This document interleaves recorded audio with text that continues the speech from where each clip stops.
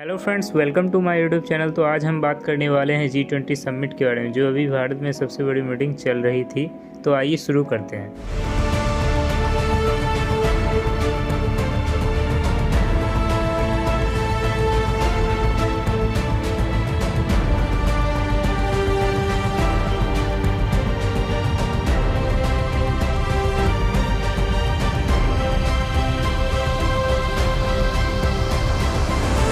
G20 की presidency इस साल इंडिया के पास है, यानी कि जितने भी समिट्स और फोरम हुए दुनिया के टॉप 20 देशों के बीच, उन्हें इंडिया के द्वारा होस्ट किया गया।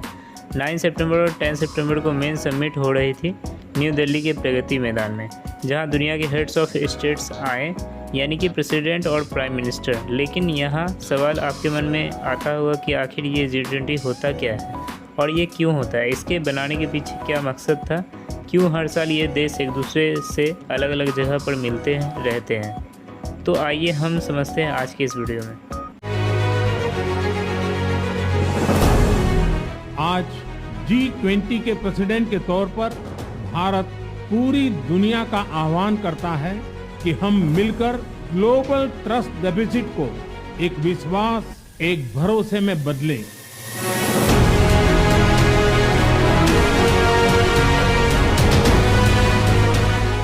जब बरसों पुरानी चुनौतियां हमसे नए समाधान मांग रही है, 21वीं सदी का यह समय पूरी दुनिया को नई दिशा दिखाने वाला और नई दिशा देने वाला एक महत्वपूर्ण समय है। भारत की G20 प्रेसिडेंसी इंक्लूजन का, सबका साथ का प्रतीक बन गई है। भारत में ये पीपल्स G20 बन गया। दोस्तों, G20 को समझने से पहले हमें समझना होगा G7 को, क्योंकि G7 G20 से पहले बना था। बात है 1970 की, जब दुनिया की आर्थिक हालत काफ़ी ख़राब चल रही थी। वैसे तो इसके पीछे कई कारण हो सकते हैं, लेकिन सबसे बड़ा कारण था 1973 की ऑयल क्राइसिस। ये क्राइसिस तब शुरू हुई जब अरब देशों ने ऑयल पर एम्बार्गो लगाना शुरू किया। उन देशों को तेल बेचना बंद कर दिया जो इसराइल के सपोर्ट में थे, मोस्टली वेस्टर्न कंट्रीज़ जैसे अमेरिका और यूरोप। ये western countries middle east countries से आने वाले ऑयल तक बहुत ज़्यादा रिलेट करते थे, जिसके वजह से भारी इकोनॉमी रिसेशन देखने को मिली। इनकी सरकारों ने डिसाइड किया कि अगर इकोनॉमी हालत को बेहतर करना है तो साथ में एक्शन लेने की ज़रूरत होगी। इकोनॉमी को वापस ट्रैक पर लाने के लिए हमें साथ में बैठकर इकोनॉमी पॉलिसीज़ बनानी चाहिए। इसी के चलते कुछ इनफॉर्मल मीटिंग्स होती है अमेरिका के वाइट हाउस में इन देशों के फाइनेंस मिनिस्टर्स के बीच में। साल 1973 की बात है। अमेरिका, फ्रांस, यूके और वेस्ट जर्मन के फाइनेंस मिनिस्टर एक दूसरे से मिलते हैं।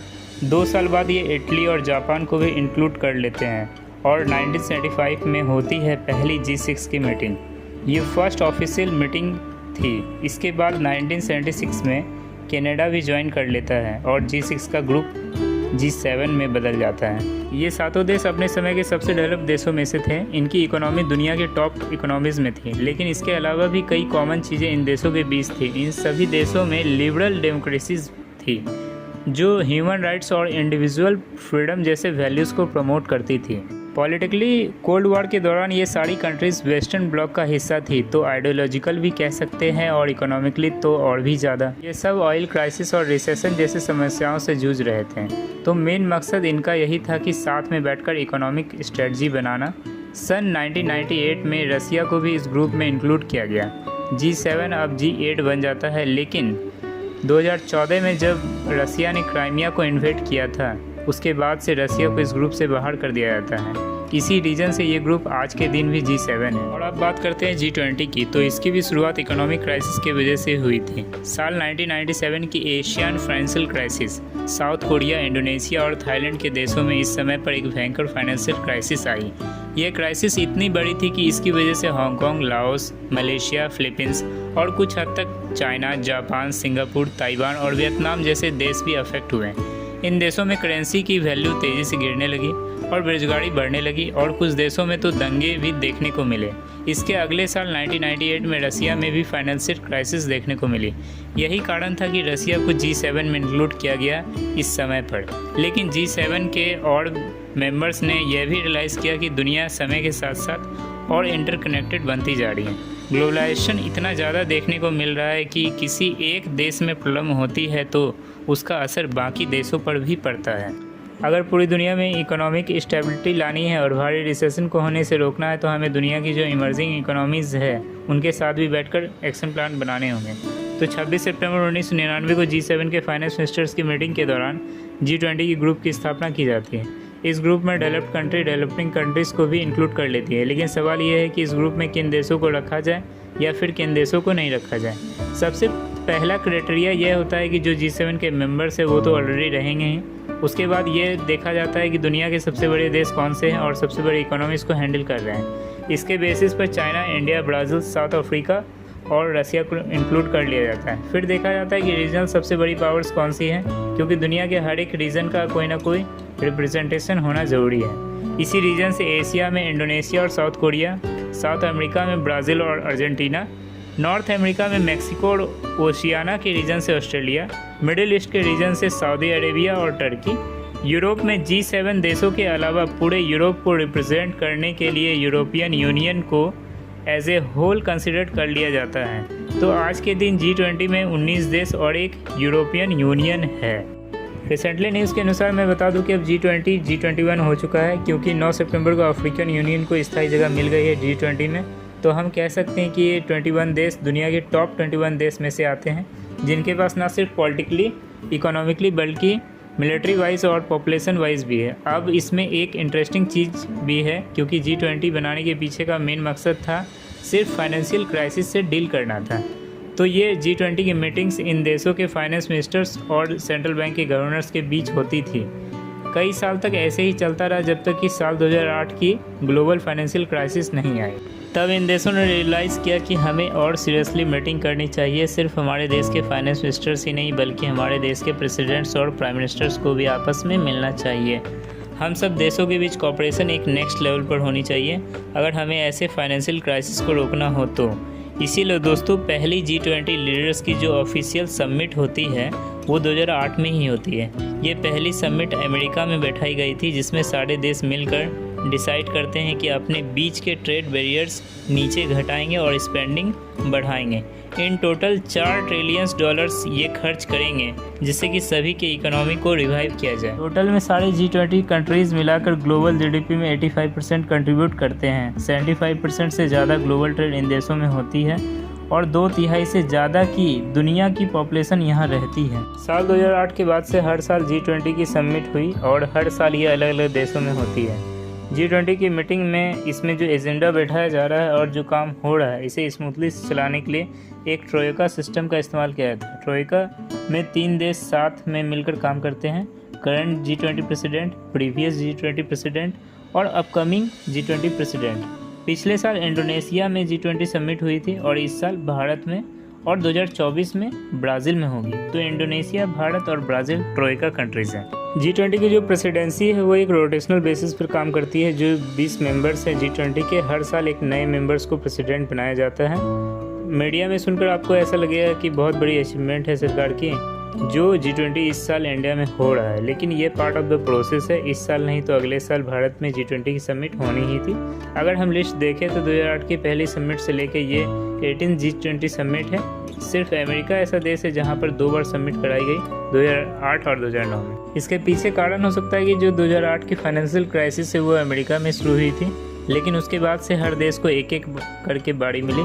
2009 से आप देखना शुरू करेंगे तो यूके, कनाडा, साउथ कोरिया, 2012 में फ्रांस, 2013 में Mexico, Russia, Australia, Turkey, China, Germany, Argentina, Japan, Saudi Arabia, Italy, Indonesia और 2023 में भारत।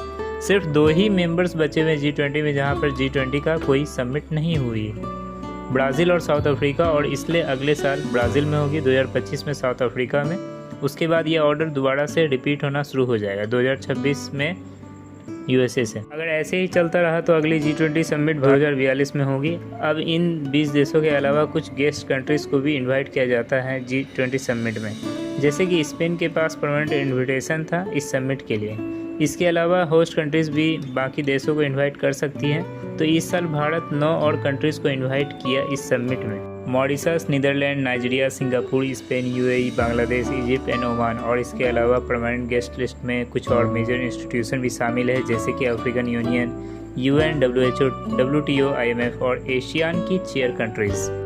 इंटरेस्टिंग की बात यह है कि G20 का मेन पर्पस अभी भी इंटरनेशनल फाइनेंशियल स्टेबिलिटी को प्रमोट करना है, लेकिन ओवर द ईयर कई और मेजर इश्यूज़ को भी एड्रेस करने लगा है, जैसे कि क्लाइमेट चेंज से फाइट करना या सस्टेनेबल डेवलपमेंट को प्रमोट करना। लेकिन बाकी और इश्यूज़ को एड्रेस करने में प्रॉब्लम आई है कि 20 बड़े देश, इन सब देशों की अपनी फॉरेन पॉलिसीज़ हैं, अपनी प्रायोरिटीज़ है, अपने एजेंडेज हैं, और किसी भी इश्यूज़ को लेकर ये सारे 20 के 20 देश एग्री कर पाएँ, ये बहुत मुश्किल होता है। यही कारण है कि Chinese president Xi Jinping new Delhi में हो रहे इस मेन समिट में अटेंड नहीं हुए, और इसी रीजन से G20 की एक टूरिज्म मीटिंग जो कुछ ही महीने पहले श्रीनगर में हुई थी, उसे चाइना और सऊदी अरेबिया ने बॉयकॉट किया था। इसके अलावा Russia president Vladimir Putin New Delhi में हो रहे इस मेन मीटिंग में नहीं आए, क्योंकि उनके खिलाफ एक अरेस्ट वारंट जारी किया गया है जब से रसिया ने यूक्रेन देश को इन्वेड किया है। इससे आपको पता चल सकता है कि मीटिंग्स में लिए जाने वाले फैसले इंडिविजुअल लीडर्स पर भी कितना डिपेंड करता है। 2016 की फेमस पेरिस क्लाइमेट एग्रीमेंट को डोनाल्ड ट्रंप ने साइन नहीं किया था। जब जो बाइडेन प्रेसिडेंट बने तो इसके बाद ही इसे साइन किया गया था। तो इससे यह पता चलता है कि क्लाइमेट चेंज जैसे मुद्दों पर भी इन 20 देशों के बीच कंसेशन बनाना आसान नहीं है। इस साल के G20 में भारत ने वसुधैव कुटुंबकम की थीम सेट की, ग्रीन डेवलपमेंट और सस्टेनेबल डेवलपमेंट गोल्स जैसी चीज़ों को महत्व दिया। इसके साथ साथ डिजिटल पब्लिक इंफ्रास्ट्रक्चर और वुमेन लेड डेवलपमेंट पर भी फोकस रखा गया। और अब आप सोचें कि इस सारे इश्यूज़ को डिस्कस करने का टाइम कहाँ है। G20 की मीटिंग सिर्फ 2 दिन तक चली, तो यहाँ मैं बताना चाहूँगा कि G20 की जो मेन समिट थी वही सिर्फ 2 दिन तक चली, जिसे समिट ऑफ स्टेट लीडर्स कहा जाता है। लेकिन इसके अलावा बहुत सारी और समिट्स भी होती है G20 में, जैसे कि मिनिस्टर्स लेवल समिट, जहाँ पर इन 20 देशों के फाइनेंस मिनिस्टर्स साथ में मीटिंग करते हैं, या फिर हेल्थ मिनिस्टर्स या एग्रीकल्चर मिनिस्टर्स के अलावा अलग अलग इंगेजमेंट ग्रुप्स भी बने हुए हैं इस G20 ग्रुप में, जैसे कि B20 business group, C20 civil society group, W20 women group, Y20 youth group और T20 थिंक टैंक ग्रुप की मीटिंग्स के लिए। और इसके अलावा 3 से 6 सितंबर के बीच शेरपा मीटिंग भी हुई। शेरपा वैसे नेपाल में रहने वाले नोमैडिक ट्राइब्स के लोगों को कहा जाता है, लेकिन यहाँ पे शेरपा का मीनिंग है हर एक G20 लीडर्स का एक पर्सनल रिप्रेजेंटेटिव, उसे शेरपा कहा गया है। मतलब हर एक देश के लिए एक इंसान मेन पॉइंट ऑफ कांटेक्ट होगा जो अपने देश की बात आगे रखेगा। वो मेन मीटिंग से पहले यहाँ शेरपास की मीटिंग होती है। मुझे उम्मीद है कि आपको एक अच्छा आइडिया मिल गया होगा G20 और G7 के बारे में। अगर ये टॉपिक आपको इन्फॉर्मेटिव लगा हो तो ऐसे ही और टॉपिक्स पर वीडियोस देखने के लिए कमेंट सेक्शन में बताएं, और चैनल को लाइक करें, सब्सक्राइब करें और अपने फ्रेंड्स एंड फैमिली के साथ शेयर करें। तब तक के लिए गुड।